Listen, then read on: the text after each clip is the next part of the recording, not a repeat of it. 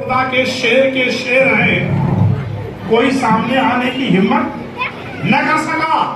سیدنا حضرت علی اکبر رضی اللہ تعالیٰ عنہ نے اپنے گھوڑے کو ایڑ لگائی اور خود ہی یزیدی فوج کے اندر گھس گئے اور تلوار چلاتے چلاتے ہزاروں کو فینار کرتے ہوئے جہنم پہنچانے کے بعد جب تھوڑا تھکاوٹ محسوس ہوئی، فوراً ہی سب کو کاٹتے ہوئے ہزاروں کو جو ہے مارے جہنم پہنچاتے ہوئے فوراً گھوڑے کو پھر ایڑ لگائی اور خیمے کی طرف واپس آئے۔ امام علی مقام امام حسین کی بارگاہ میں گھوڑے سے اترے، کہا ابا حضور اگر آج ایک گھونٹ پانی ابھی مجھے مل جائے، ابھی ایک گھونٹ پانی اگر ابھی مجھے مل جائے تو ابا جان سارے یزیدیوں کو ابھی کاٹ کے رکھ دوں گا، میں اکیلے ہی سب کو کاٹ دوں گا، صرف ایک گھونٹ پانی مل جائے۔ امام علی مقام امام حسین نے فرمایا بیٹا نانا جان تمہارا انتظار آب کوثر کا پیالہ لے کر کے کھڑے ہوئے تمہارا انتظار کر رہے ہیں، اب تمہارا آخری وقت ہے، پانی تمہیں بظاہر یہاں نہیں ملے گا مگر تمہارے نانا جان آب کوثر کا پیالہ لے کر کے تمہارے انتظار میں کھڑے ہیں، پھر بھی اگر تمہیں کچھ تسکین چاہیے، کچھ تمہیں سکون چاہیے تو آؤ میرے پاس۔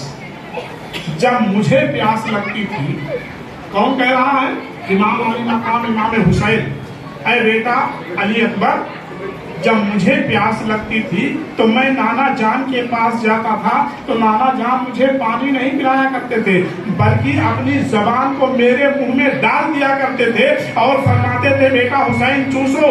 میں اپنے نانا جان کی زبان کو چوستا تھا تو مجھے میری پیاس بھی مل جاتی تھی اور علم و حکمت کا سمندر بھی میرے سینے میں بھر جاتا تھا۔ آؤ تم آج میری زبان چوس لو، اللہ کے پیارے نبی کا جو ہے وہ سکون جو مجھے ملتا تھا آج تمہیں ملے گا۔ اور پھر اس کے بعد امام علی مقام نے اپنی زبان کو اپنے بیٹے علی اکبر کے منہ میں رکھا اور انہوں نے چوسا اور انہیں سکون مل گیا، فوراً اٹھے اپنے ابا سے اجازت لی اور گھوڑے پر سوار ہو کر کے پھر یزیدی فوج میں گھس گئے اور پھر سب کو کاٹتے کاٹتے آخر مشیت الہی یہی تھی کہ شہید ہو اور آخر شہید ہو گئے۔ پتا کیا چلا؟ اگر لڑائی ہی کرنا ہوتا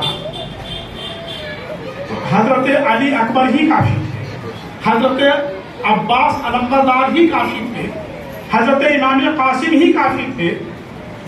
لڑائی کرنا مقصود نہیں تھا بلکہ دنیا کے سامنے تلوار بھی چلانا تھا، اس لیے کہ مجاہد اعظم کہا جاتا اور شہید بھی ہونا تھا کہ شہید اعظم کا لقب بھی دیا جاتا۔ دنیا کو دکھانا یہ تھا کہ بہادری میں اور جوہر میں اور شہرت میں ان کے جیسا کوئی نہیں ہے اور شہادت میں اللہ کی رضا میں ان سے جیسا اور کوئی نہیں ہے۔ اللہ کی رضا کے لیے، اللہ کی رضا کے لیے اپنا سب کچھ جو ہے اللہ کی بارگاہ میں جو ہے قربان کر دیا ہے، مگر اپنے نانا کے دین کو بچا لیا ہے۔ اور وہاں میدان کربلا میں سیدہ زینب ہے اور ام رباب ہے، حضرت شہر بانو ہے اور سب سے حضرت سکینہ ہے اور جو اہل بیت کی جو ہے وہاں پر خواتین تھی وہ تھی، سب تھی وہاں پر۔ آپ جانتے ہیں سیدہ زینب جو ہے پکار کے کہہ رہی ہے اے اسلام کی بہنوں اگر کبھی اسلام پر آ جائے، کبھی نانا کے دین پر آ جائے تو اپنے بھائی کو قربان کر دینا مگر مذہب اسلام کو بچا لینا۔ حضرت شہر والوں، حضرت ام رباب جو ہے سب کو جو ہے خواتین کو حکم دے رہی ہے کہ اے اسلام کی خواتین کبھی اگر نانا جان کے جو ہے دین پر آ جائے، کبھی اسلام خطرے میں پڑ جائے تو اپنے شوہر کو جو ہے اللہ کے راستے میں قربان کر دینا اور اسلام کے سہاگ کو بچا لینا۔ اور حضرت سکینہ رضی اللہ تعالیٰ عنہا میدان کربلا سے جو ہے آواز دے رہی ہے اے بہنوں اگر کبھی اسلام پر کوئی آنچ آ جائے، کبھی نانا کے دین پر کوئی آنچ آ جائے، ضرورت پڑے تو اپنے سارے بھائیوں کو جو ہے اللہ کے راستے میں قربان کر دینا مگر اسلام کو بچا دینا۔ پتا کیا چلا؟ میدان کربلا کا منظر کوئی ایسا نہیں ہے بلکہ ابھی آپ نے سنا انہوں نے کیا کہا کہ محبت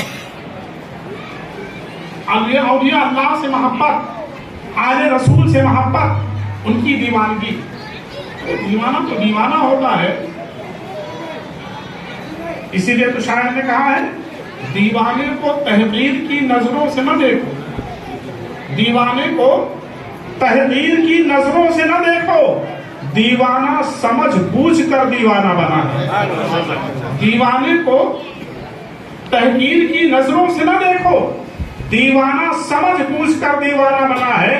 اور دیوانے کی نظروں کو تو جہاں دیکھ رہا ہے، دیوانے کی نظروں کو تو جہاں دیکھ رہا ہے، دیوانہ خدا جانے کہاں دیکھ رہا ہے. وہ کہاں دیکھ رہا ہے تمہیں خبر نہیں ہے.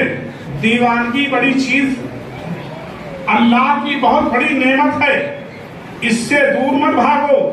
دیوانہ ہو جاؤ گے تو یقیناً دیوانہ تو دیوانہ ہوتا ہے، دیوانے پر اللہ کا کرم ہوتا ہے، اولیاء اکرام کا کرم ہوتا ہے. یہی دیوانگی تو میدان کربلا میں تھی، اسلام کی دیوانگی اور اپنے نانا دین کی دیوانگی. کربلا میں سب کچھ لٹا دیا اور ہمیشہ کے لیے جو ہے مذہب اسلام کو ہرا بھرا کر دیا.